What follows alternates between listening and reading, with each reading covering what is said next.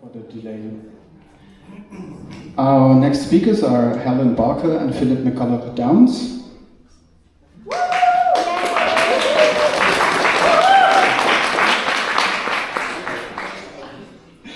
Helen is a lifelong creative and dedicated vegan activist who has been using art since 2016 to challenge species views. She also runs a micro-sanctuary where rescued chickens and sheep live in peace and safety.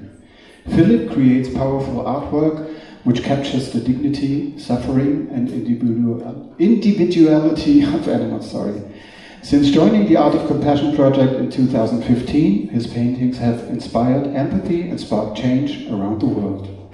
In their talk, Art for Change, Helen and Philip will share how protest art can be a powerful tool to raise awareness and inspire actions for animals. Please welcome my dear friends, Helen Barker and Philip McCulloch-Downs.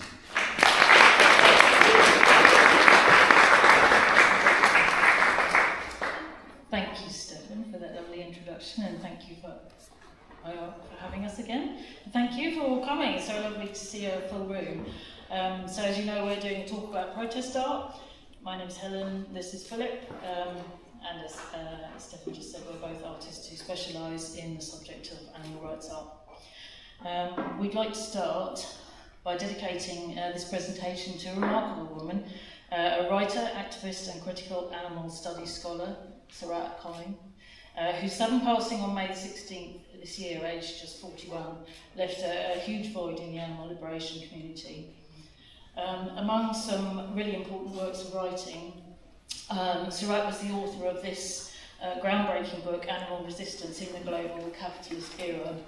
Her deep dives into animal resistance challenges the concept of them as victims, recognising them instead as agents of their own liberation.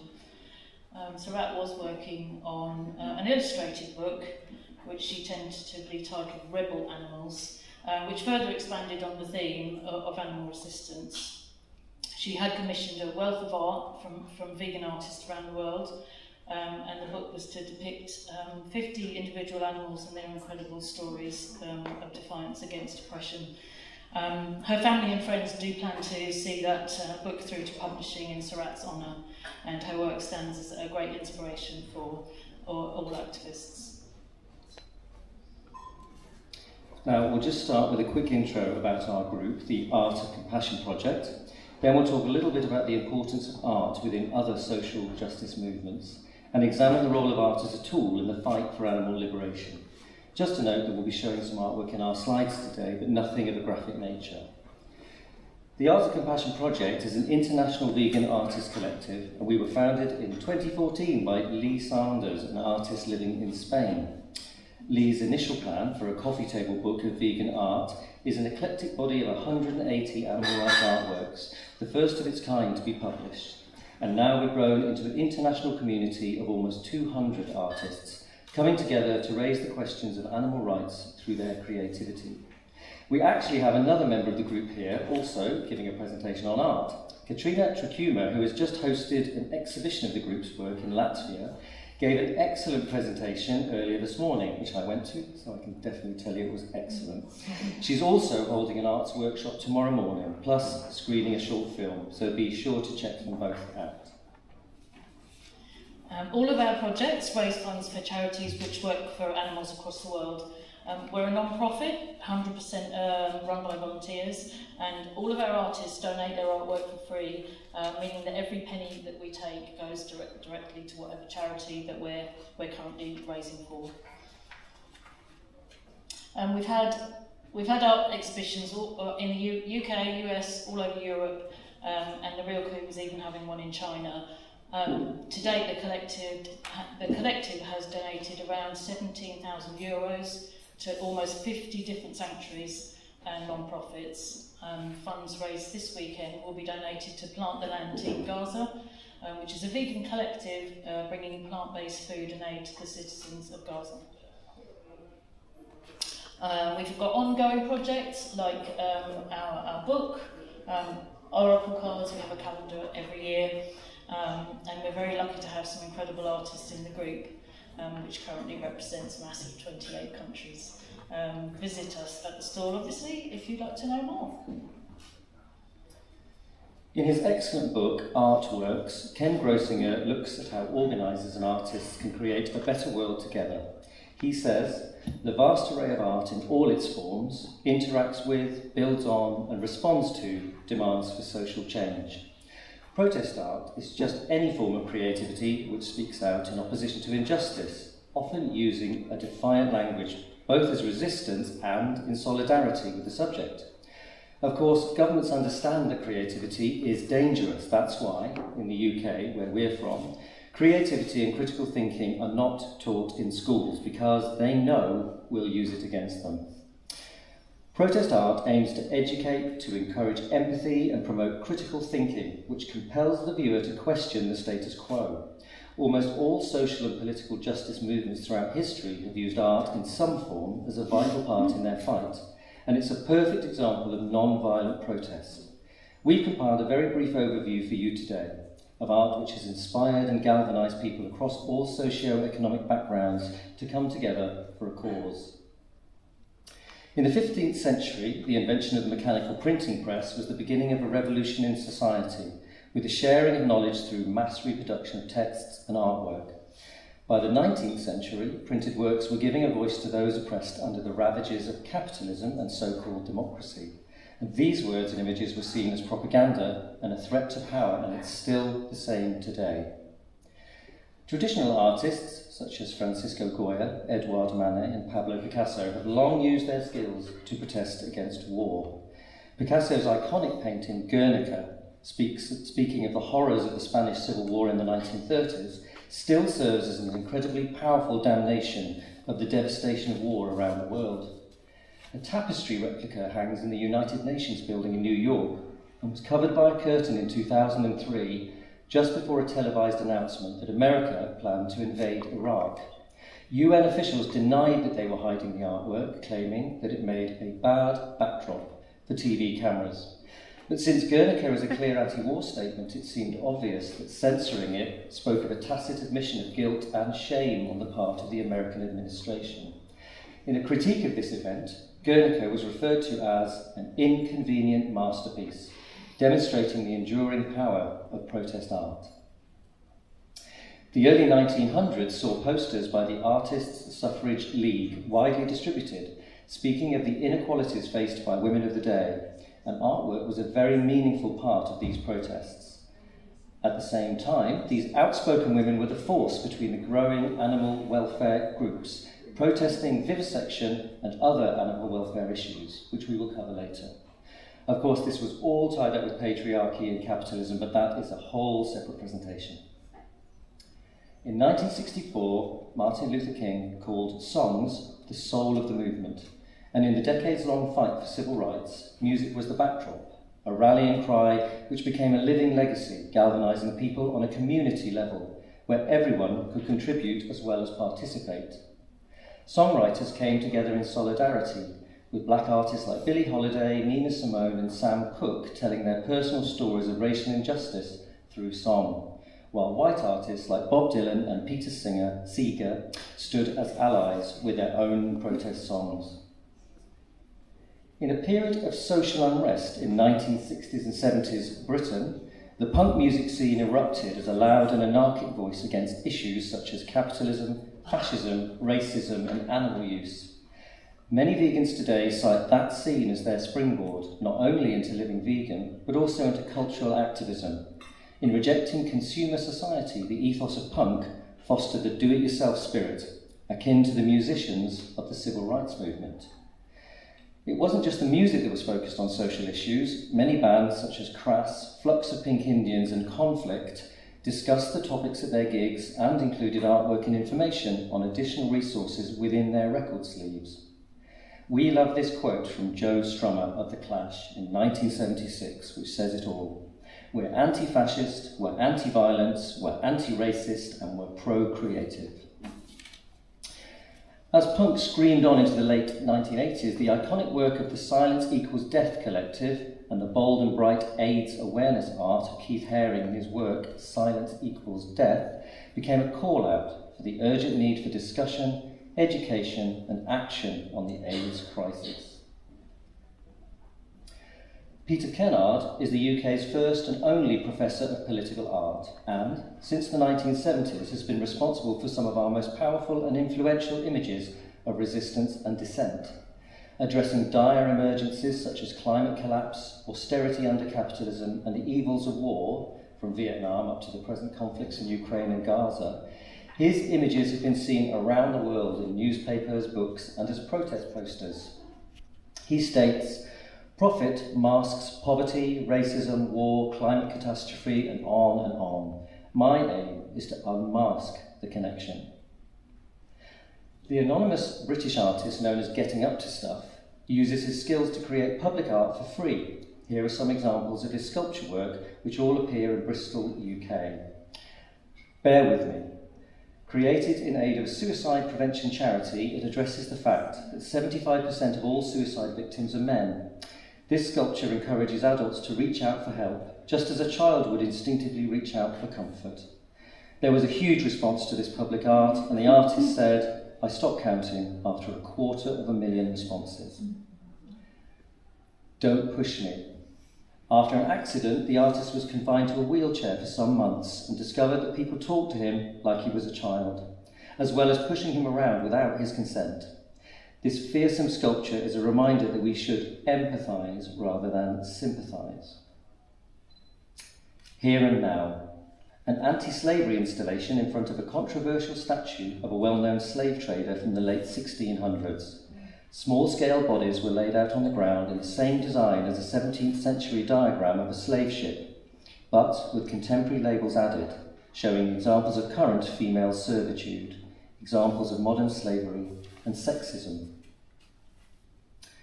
1,000 Times in an Instant was an installation in Trafalgar Square, London, last year by Mexican artist Teresa Margolez. Based on the iconic skull rack that features in the culture of ancient Mesoamerica, it consists of cast moulds taken directly from the faces of 726 transgender people from Mexico and the UK, each one an individual mask, hair and skin cells included, stuck to the plaster. Intended as a statement against the violence and prejudice faced by transgender individuals, it was designed to corrode in the open air. The rain and humidity of the London weather accelerated the inevitable deterioration of the art, a reference to the fragility of human life, human rights, and personal freedom. In 2017, an image was displayed on a huge billboard in Phoenix, Arizona, depicting Donald Trump, flanked by nuclear mushroom clouds and a Nazi swastika dollar bill signs. Created by artist and activist Karen Fiorito, who we're proud to say is a member of the Art of Compassion project, this satirical image commented directly on Trump's dangerous, authoritarian and fascist tendencies. We highlighted this image in our presentation at IARC this time last year, and recently we're glad to say that Karen has produced another scathing piece of art to replace it. This impossible-to-ignore billboard shows an image of Donald Trump, crowned, topless, sunken in a swamp. In one hand, a gold cell phone, in another, a tiny green tank. A Tesla Cybertruck daubed with a swastika sinks into the toxic swamp, whilst a mushroom cloud, in a cheeky nod to the earlier billboard, rises over an alligator wearing a MAGA cap. Karen stated that her latest visual attack on the president is inspired by the level of damage and chaos Donald Trump has levied on all aspects of the US government and American life during his first 6 months. Back in the UK is a former scrapyard in Somerset called Rockaway Park. Now a radical space for alternative creatives, the venue presents music and film and has art studios, craft markets and a vegan cafe. Protest art is in evidence across the site, some using subvertising to spoof, parody or satirise corporate or political advertisements. This art subverts the advertiser's intention, usually with humour but also with bitterness and anger. With a strong ethos of reusing and repurposing, this community of creatives, for whom collaboration is key, suggests to the visitor that there is a different way of doing things, a way to live better. The public art on show at Rockaway is a connecting force, full of visual statements which are a call to arms and a raised fist against injustice. Now, social media plays a huge part in modern protest, with Instagram being the ideal platform for sharing protest art. We picked out just a couple of examples. Flyers for Palestine is a Belgium-based initiative to spread awareness about the long history and ongoing occupation of Palestine. This is an incredible resource where anyone around the world can submit work, and a huge archive of posters is freely available to download, print and use. Most of the work is extremely moving and compelling, with much of it being created and posted in real time, while the artists and their families suffer daily under the occupation. This is just a small sample of the artwork. Just Seeds Artist Cooperative is a US-based, decentralised network of 41 artists committed to social, environmental and political engagement. They offer a huge catalogue of downloadable graphics, which they term an activist's toolbox. Free to use for non-commercial projects and covering a diverse collection of issues, this again is just a small snapshot of what they produce. Thank you, Colin. That's right. So it's quite clear that our movement has a fantastic and very long history of protest art that we can all take inspiration and learn from. Most of the social justice issues that we've discussed here can be addressed with the collaboration of the oppressed themselves, but when we're working in solidarity with non-human animals, it's not possible to get their consent on how to exactly frame our allyship with them. What is important is to focus on who they are and to ensure we're making work which amplifies their voices. And these pieces from Canadian artist Toilet Francois are a good illustration of that.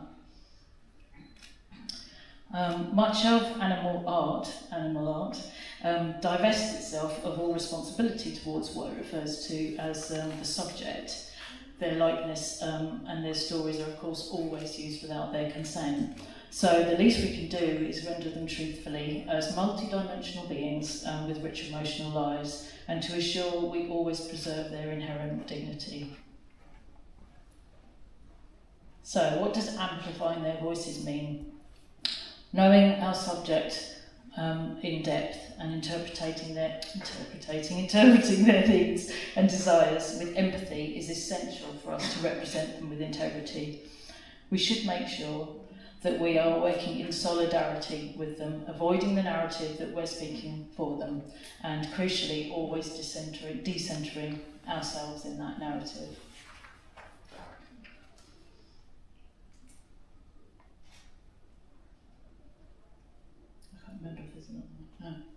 It's also vitally important that we're not further exploiting, othering, undermining or fetishising the individual, and that our language is always liberation and abolition, never welfare or focusing on the cruelty, which can suggest to the viewer that there's a right way to do the wrong thing. So who's our audience? It can be very challenging to find the right tone. But a really good starting point is to remember that a lot of our audience is us before we were vegan. We've all got that rich personal history of where we sat on these difficult issues before something triggered a change in us. So we can tap into that, what worked for us, what didn't, along our journey and our friends' journeys. Try to look through the eyes of the former you with the benefit of being the new you. But practicing empathy with who your audience is and who you're trying to reach is really key. Does the art translate? Does it step outside the real world? Both outside the niche of animal rights and outside the very exclusive and abstract niche of commercial art. The animals can't afford for our art to be so abstract that it's only us who understands it. And that's why protest art throughout history has often been quite direct and unapologetic. Suko's art is a perfect example of this. Of course, we also need to check that we're not denigrating other oppressed groups or using comparisons in a harmful way in order to make our point.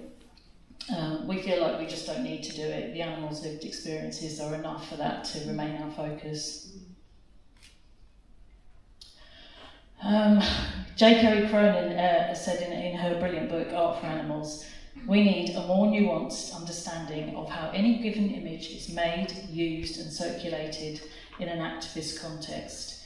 And we need to always be mindful that visual representations have real life consequences for living, breathing animals.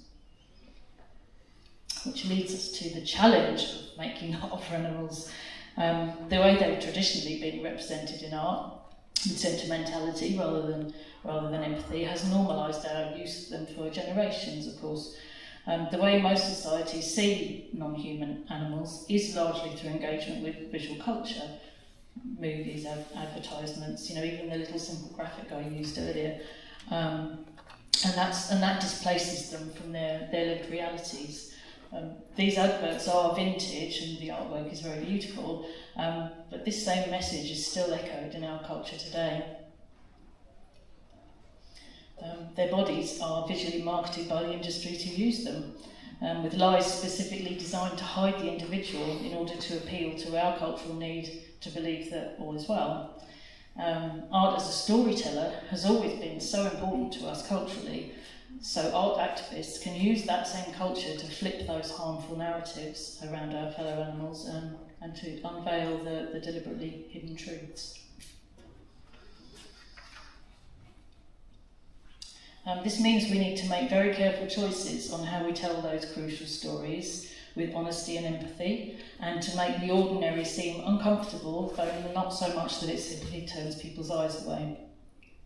So an artist's imagination, combined with the knowledge of the subject, can elevate and expand the narrative, giving it context, meaning, and above all, truth. And that's what I've tried to achieve with this series of work based on the well-used horrible images of cuts of flesh. Whether it's an illustration, a poem, a song, or a street installation, the ordinariness of a subject can be subverted, and it can coax or even jolt the viewer out of their comfort zone. This exquisite little illustrated book by our friend Bridget Irving is a touching retelling of the classic Little Red Riding Hood. And I'm not going to give away the story, you have to contact Bridget if you want the book, but it does stand as a perfect example of how to gently make people think differently about our relationships with our fellow animals. I mean, it is okay though if our art shocks sometimes. It does after all come from a place of witnessing shocking reality which is just widely accepted in society. I really believe if we want folks to be outraged about what's happening to other animals, we do need to show that outrage ourselves. I've just got a few more examples of artwork. I know we're racing through these, but so at the turn of the 19th century, animal welfare groups in the US and the UK used art quite heavily in their advocacy, and they even ran poster competitions looking for the best designs which illustrated humanity and inhumanity to animals. And then these were printed in their propaganda magazines. And even though this work did come from a welfarist point of view, which we don't really advocate for now, it certainly raised awareness and was likely a springboard for the early abolitionists. Frances Power Cobb was an anti-vivisection activist in the 19th century, quite a fearsome lady, and she created illustrated leaflets using reproductions of, that's that one over there, Landseer's noble and beloved dogs, and she combined that with images from scientific papers which described to students how to perform tests on live and conscious dogs. And that shocking visual imbalance was simple and truthful, but asked the viewer to rethink again her relations with animals. They're a scary looking bunch, aren't they? I wouldn't like to be facing them. So we can't talk about animal rights art without mentioning Sue Cohn. Her intensely graphic illustrations, like the one we showed earlier, have been an inspiration for many of us, and since the 1970s she's focused on exposing the role of capitalism's influence on animal use industries. She's published several books, just a few examples up here, and her incredible body of work has supporters worldwide. Suko is the epitome of a prolific artist, addressing a vast range of political issues as well as an ever-growing portfolio of animal rights work. Her work is often brutal and straight to the point, and it's really well worth checking out her social media, as she does post new work quite frequently. Our friend, the singer-songwriter Jen Armstrong, who records under the name Vegan Queen Bee, is a really successful animal rights singer. She addresses environmental and animal agriculture issues in her songs, but despite their heavyweight topics, she creates memorable melodies combined with poetic lyrics, and it makes her music appealing despite her hard-hitting message. Like music, poetry can be a powerful art form, both spoken and in written word. Gretchen Primack addresses with often heartbreaking clarity, if you've ever read her books, some of the tough issues of animal use. And this is a gorgeous collection she's got here called Kind. She's based in New York State, and she's been a union organiser, a working women's advocate, and a teacher in a prison for many years. In recognising that incarcerated humans experience similar rights violations to other animals, her collection, Visiting Days, set in a men's maximum security prison, it's written with the same empathy and compassion as her animal rights work. Humour has always worked well to point out our hypocrisies, none so well as Vegan Sidekick, who probably most of you know. Their satirical comics point brilliantly out the absurdity of defending animal use. What is great about them is that they have a freely shared folder on their website where anyone can access the comics and share them. Temporary or ephemeral art is widely used for animal rights and can be seen as vegan chalking on pavements, pasting of posters and flyers, murals, street art, temporary installations, that sort of thing. This is the Colombian stencil artist, Praxis. He addresses the full range of animal liberation and anti-species issues on the streets of New York, Los Angeles and his native Bogotá. That's one of our favourites over there, and I just want to say shout out to Camp Eagle. Not just because the ladies are here, but because they've got a protest tomorrow going on outside MBR Acres, which maybe all of you know is a beagle breeding facility in the UK which supplies puppies for animal testing. So really good luck to everyone with the protest tomorrow.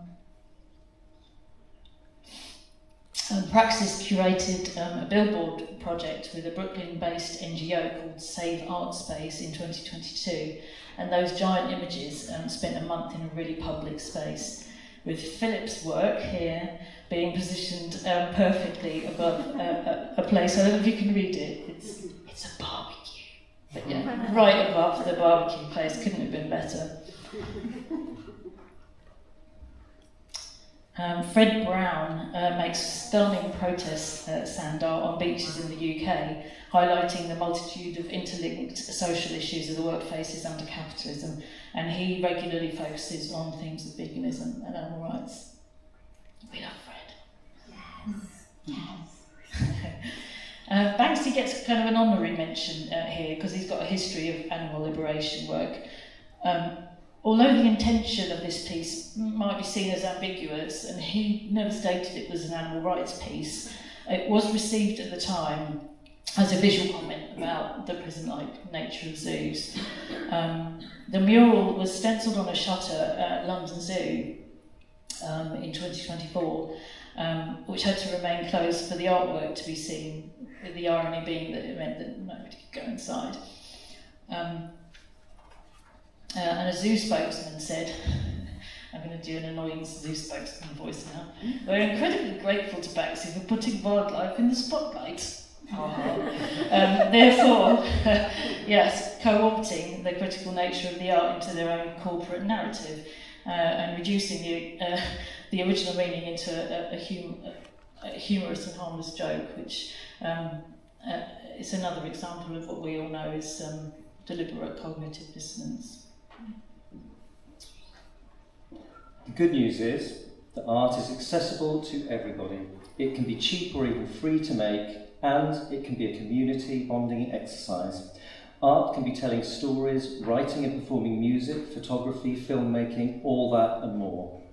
Using our creativity for a cause is only limited by our imagination, and we hope that the examples we've shown you today help you to think about how to use art in your own personal advocacy. The objective for the artist is to have their work seen and shared, and, as previously mentioned, social media means more folks than ever are having these images put into their hearts and minds. With no language barriers, art appeals to the viewer on an instant emotional level. It doesn't just illustrate an idea, it plants the seeds. In our talk last year, we said at the end that joy in the face of adversity is resistance in itself, and that clearly resonated with a lot of people. In these times of extreme uncertainty and fear, it really becomes more imperative for all of us to creatively resist alongside our fellow animals, making art which uses hope and love and positivity and solidarity with them as a radical show of defiance as we reimagine a better world for all. We leave you with this poster. No? Oh. Poster. This poster. Which is a perfect sentiment from the anarchist printmaker Black Lodge Press. The anger we all feel at the world is understandable, and we know how that rage can make us all feel hopeless.